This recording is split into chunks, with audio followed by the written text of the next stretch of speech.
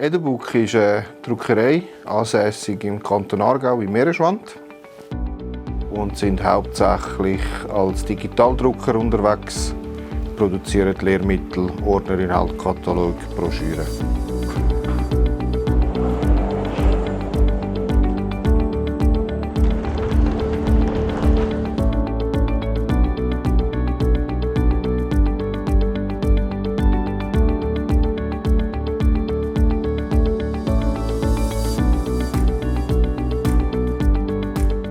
Mit der Anschaffung von der neuen Canon iX 3200 und der Weiterverarbeitung von der Zeppenburg möchten wir unseren Automatisierungsgrad erhöhen.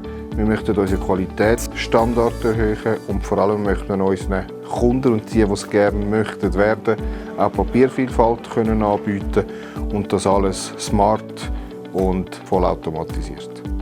Unter anderem möchten wir ein Next-Day-Delivery anbieten und für das sind gewisse Prozesse noch nicht parat. An dem sind wir dran und dank auch jetzt der neuen Anlagen ist es viel schlanker aufbaubar.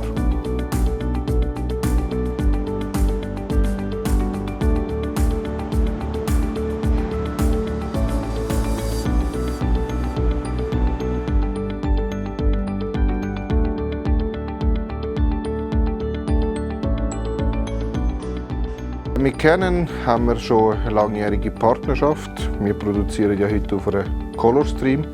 Wir schätzen die Nähe, Canon, ob jetzt Schweiz oder Deutschland.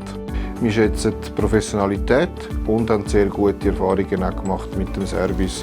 Und darum möchten wir gerne mit Canon weiterarbeiten.